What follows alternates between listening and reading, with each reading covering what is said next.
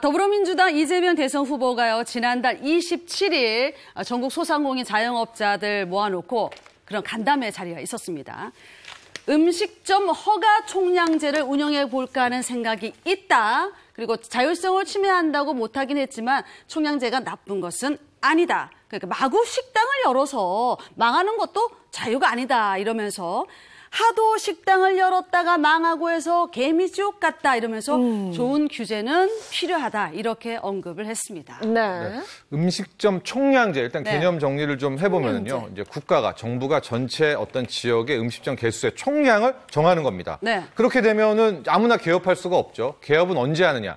폐업이 나왔을 때 그만큼에 대한 개업이 들어가는 그런 구조를 나오고 있고, 또 새롭게 개업할 때는 국가의 허가, 정부의 허가를 얻어야 된다라는 게 이 총량제인데, 딱 들어도 알겠지만은 창업의 자유, 또 나아가서 헌법의 직업 선택의 자유와 굉장히 상충된다는 것을 알 수 있지 않겠습니까? 그래서 상당히 심지어 제도 실행을 하게 된다면은 좀 다양한 논란과 자법이 있을 것으로 예상됩니다. 네, 음식점 총량제가 언급된 배경을 한번 살펴보면 우리나라의 자영업자가 참 많다, 너무 많다. 많죠. 네, 그만큼 포화 상태라는 거잖아요. 자, 통계청에 따르면요, 지난해 기준 국내 자영업자 종사자 수가 553만 명이라고 합니다. 그러니까 자영업자 비중이 24.6%인데 OECD 국가 중에 6위.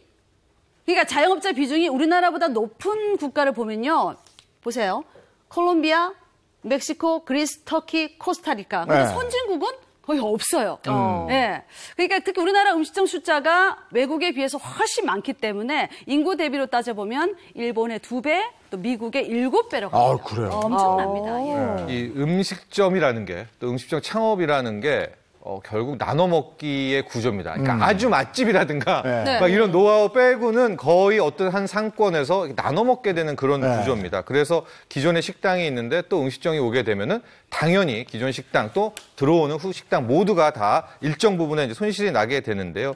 그래서 지금 언급되는 음식점 총량제의 가장 큰 장점, 일단 기존 자영업자는 지킬 수가 있다. 보호의 측면도 있게 되겠고요. 두 번째가 이제 국가적 차원에서 컨트롤이 가능하다는 거죠. 그래서 어쨌든 개점, 폐점을 관리할 수가 있고, 나중에 저렇게 전체 수를 관리하다 보니까 질적인 향상도 나올 수가 있어요. 네, 그래서 소비자들이 더 즐길 수가 있는 것이고, 또 이뿐만이 아닙니다. 이것들을 더 하게 될 경우에는 어느 정도의 정보 상당히 느낌이 좋아지는 그런 느낌도 함께 받을 수가 있겠습니다. 근데 저게 이제 권리금 같은 게 확 올라갈 것 같은 그런 느낌도 있는 거고. 근데 현재 지금 저 허가 총량제를 실시하고 있는 그런 업종들이 제법 된다면서요? 그렇죠. 지금은 아닌데 과거에는 주유소 거리 제한이 있었죠. 택시 면허의 경우에는 또 교통 안전과 또 무분별한 그런 개업을 막기 위해서 택시 면허를 제한하고 있죠. 근데 또 2018년에는요, 편의점 과밀 해소와 출혈 경쟁을 막기 위해서 일정 거리 내에 편의점이 있으면 신규 출점이 제한되는 그런 편의점 거리 제한제를 도입했습니다. 편의점 옆에 편의점이 사라졌잖아요. 그러니까 이게 출혈 경쟁 해소냐, 재산권 침해냐, 사실 그 편의점 거리 제한만 봐도 장단점은 명확해 보이거든요. 그리고 긍정적인 면이 있다면 분명 우려되는 부분도 있을 것 같은데요. 그렇습니다. 앞서 음식점 총량제의 장점을 말씀드렸잖아요. 그 반대가 단점입니다. 가령 이제 기존의 상권 보호, 또 기존 자영업자 보호된다면은 새로 개업하려는 분들은 힘들어지죠. 그분들의 권리 침해가 함께 나오게 되는 겁니다. 왜냐하면 직업 선택의 자유는 헌법에서 보장한 권리 아니겠습니까? 또 하나 은퇴한 분들, 또 이제 새롭게 뛰어들 청년들 같은 경우에는 아예 막혀버리니까 여기에 대한 단점이 있겠고요. 두 번째, 이제 질적 향상을 언급을 했잖아요. 그러니까 국가가 관리하고 컨트롤이 되니까 뭐 음식점도 좋아진다.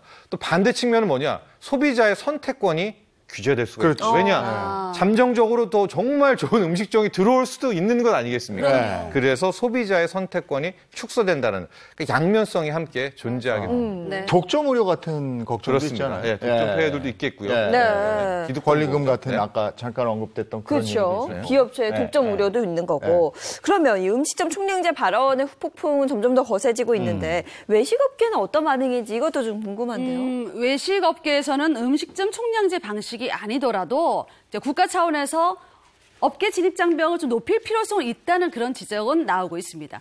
자, 관계자 말에 따르면요. 창업 비용은 억소리 나게 들어가는데 몇 년 후에 싹 다 폐업하는 그런 현실이 무한 반복되는 이 지금의 사태를 좀 깊게 되돌아봐야 된다. 이렇게 얘기하고요. 또 음식점 총량제 즉시 도입을 찬성하는 것은 아니다. 하지만 제도를 언급하게 만든 문제의식은 동의하고 있다. 이렇게 밝혔습니다. 네.